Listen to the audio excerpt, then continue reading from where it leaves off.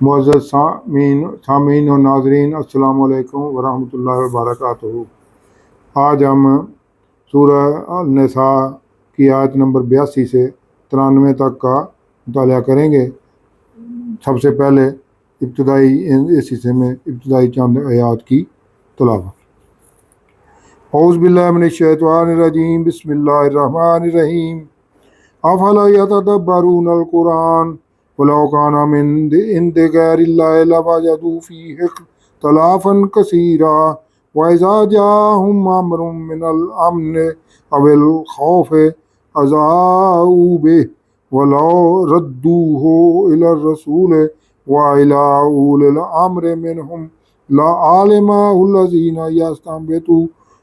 يستنبطونه منهم ولولا فضل الله عليكم ورحمته لاتبعتم الشیطان الا قلیلا فقاتل فی سبیل اللہ لا تکلف الا نفسک وحرد المؤمنین عسى اللہ ان یکف باس الذین کفروا واللہ اشد باسا واشد تنکیلا۔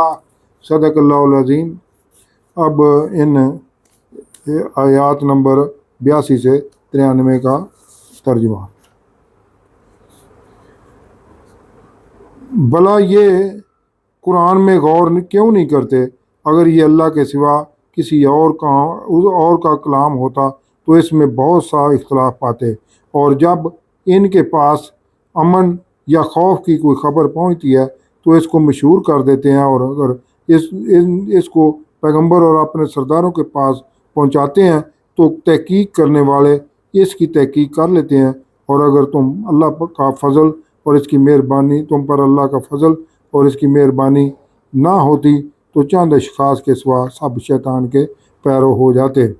تو اے محمد صلی اللہ علیہ وسلم، تم اللہ کی راہ میں لڑو، تم اپنے سوا کسی کے ذمہ دار نہیں، اور مومنوں کو بھی ترغیب دو، قریب ہے کہ اللہ کافروں کی لڑائی کو بند کر دے، اور اللہ لڑائی کے اعتبار سے بہت سخت ہے اور سزا کے لحاظ سے بھی بہت سخت ہے۔ جو شخص نیک بات کی سفارش کرے تو اس کو اس کے ثواب میں سے حصہ ملے گا، اور جو بری بات کی سفارش کرے اس کو اس کے عذاب میں سے حصہ ملے گا، اور اللہ ہر چیز پر قدرت رکھتا ہے۔ اور جب تم کو کوئی دعا دے تو جواب میں تم اس سے بہتر کلمے سے اسے دعا دو یا انہی لفظوں سے دعا دو، بے شک اللہ ہر چیز کا حساب لینے والا ہے، اور اللہ وہ معبود بارحق ہے کہ اس کے سوا کوئی عبادت کے لائق نہیں۔ وہ قیامت کے دن تم سب کو جمع کرے گا، اور اللہ سے بڑھ کر بات کا سچا کون ہے؟ تو کیا سبب ہے کہ تم منافقوں کے بارے میں دو گروہ ہو رہے ہو، حالانکہ اللہ نے ان کو ان کے کرتوتوں کے سبب اوندا کر دیا ہے؟ کیا تم چاہتے ہو کہ جس شخص کو اللہ نے گمراہ کر دیا اس کو رستے پر لے آؤ، اور جس شخص کو اللہ گمراہ کر دے تو اس کے لیے کبھی بھی راستہ نہیں پاؤ گے۔ وہ تو یہی چاہتے ہیں کہ جس طرح وہ خود کافر ہیں اسی طرح تم بھی کافر ہو کر سب برابر ہو جاؤ۔ تو جب تک وہ اللہ کی راہ میں وطن نہ چھوڑ جائیں ان میں سے کسی کو دوست نہ بنانا، یعنی اگر ترک وطن کو قبول نہ کریں تو ان کو پکڑ لو اور جہاں پاؤ قتل کرو، اور ان میں سے کسی کو اپنا رفیق اور مددگار نہ بناؤ، مگر جو لوگ ایسے لوگوں سے جا ملے ہوں جن میں اور آپ میں صلح کا عہد ہو، یا اس حال میں کہ ان کے دل آپ کے ساتھ یا آپ اپنی قوم کے ساتھ لڑنے سے روک گئے ہوں، آپ کے پاس آپ صلی اللہ علیہ وسلم کے پاس آ جائیں تو اعتراض ضروری نہیں۔ اور اگر اللہ چاہتا تو ان کو آپ پر غالب کر دیتا تو تم سے ضرور لڑتے، پھر اگر وہ تم سے جنگ کرنے سے کنارہ کشی کریں اور لڑے نہیں اور آپ کی طرف صلح کا پیغام بھیجیں تو اللہ نے آپ کے لیے ان پر زبردستی کرنے کی کوئی سبیل مقرر نہیں کی۔ تم کچھ اور لوگ ایسے بھی پاؤ گے جو یہ چاہتے ہیں کہ تم آپ سے بھی امن میں رہیں اور اپنی قوم سے بھی امن میں رہیں، لیکن فتنہ انگیزی کو بلائے جائیں تو اس میں اوندے منہ گر پڑیں۔ تو ایسے لوگ اگر تم سے لڑنے سے کنارہ کشی نہ کریں اور تمہاری طرف پیغام میں صلح بھیجیں اور نہ اپنے ہاتھوں کو روکیں تو ان کو پکڑ لو اور جہاں پاؤ قتل کر دو۔ ان لوگوں کے مقابلے میں ہم نے آپ کے لیے سند سری مقرر کر دی ہے، اور کسی مومن کو شایان نہیں کہ مومن کو مار مگر بھول کر، اور جو بھول کر بھی مومن کو مار ڈالے تو ایک مسلمان غلام آزاد کر دے اور دوسرے مقتول کے وارثوں کو خون بہا دے۔ ہاں اگر وہ معاف کر دیں تو ان کو اختیار ہے۔ اگر مقتول تمہارے دشمنوں کی جماعت میں سے ہے اور وہ خود مومن ہو تو صرف ایک مسلمان غلام آزاد کرنا چاہیے، اور اگر مقتول ایسے لوگوں میں سے ہو جن میں اور تم میں صلح کا عہد ہو تو وارثان مقتول کو خون بہا دینا اور ایک مسلمان غلام آزاد کرنا چاہیے، اور جس کو یہ میسر نہ ہو وہ متواتر 2 مہینے کے روزے رکھے۔ یہ کفارہ اللہ کی طرف سے قبول توبہ کے لیے ہے، اور اللہ سب کچھ جانتا اور بڑی حکمت والا ہے۔ اور جو شخص مسلمان کو قصداً مار ڈالے گا تو اس کی سزا دوزخ ہے جس میں وہ ہمیشہ جلتا رہے گا، اور اس پر غضبناک ہوگا، اور اس پر غضبناک عذاب ہوگا، اور اس پر لعنت کرے گا، اور ایسے شخص کے لیے اس نے بڑا سخت عذاب تیار کر رکھا ہے۔ یہ ان آیات کا ترجمہ تھا۔ اب انہی آیات نمبر 82 سے 93 تک کا تفسیر النور۔ یہ پچھلے حصے کا حصہ ہی ہے۔ وہ اہل ایمان کو یا منافقین کو یہ اس طرح اہل ایمان کو بتایا گیا کہ منافقین سے کیسے جو ہے نا وہ چوکس رہنا ہے۔ تو یہ اسی اہل ایمان کے پچھلی ویڈیو جو تھی کل ریکارڈ کی گئی تھی اسی کا آگے یہ تسلسل ہے۔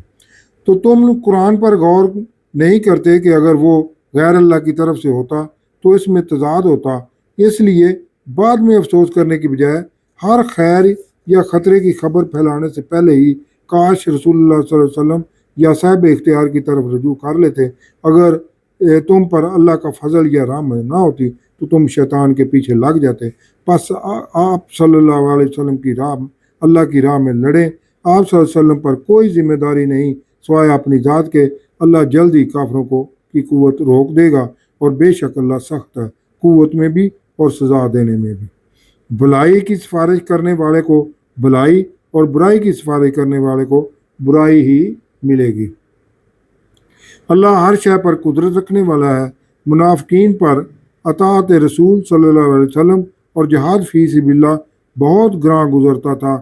جب کوئی سلامتی کی دعا دے تو تم اس سے بہتر یا ویسے ہی دعا دیا کرو، یعنی السلام علیکم کے جواب میں وعلیکم السلام ورحمۃ اللہ وبرکاتہ۔ اللہ کے سوا کوئی معبود نہیں، وہ یقیناً قیامت کے دن سب کو جمع کرے گا جس کے آنے میں کوئی شک نہیں ہے۔ اللہ سے بڑھ کر کون سچا ہوگا؟ منافقین کے بارے میں مسلمانوں کی دو رائے تھیں۔ ایک گروہ کا خیال تھا کہ ان کے ساتھ نرمی اختیار کی جائے کیونکہ آخر یہ ایمان تو لے آئے ہیں اور صرف ہجرت ہی نہیں کر سکے۔ یہ ان منافقین کا ذکر ہے جنہوں نے جان بوجھ کر مکہ سے اپنے ذاتی مفادات کی خاطر ہجرت نہ کی، حالانکہ مکہ سے مدینے کی ہجرت کا حکم ہو چکا تھا اور وہ ہر اہل ایمان پر فرض تھی تاکہ مسلمانوں کی طاقت کو مکہ سے دور اکٹھا کیا جا سکے اور منظم طریقے سے کفار کے ساتھ پنجہ آزمائی کی جا سکے۔ جبکہ دوسرے گروہ کا خیال تھا کہ ان اللہ کے حکم کو نہ ماننے والوں سے سختی سے نمٹا جائے۔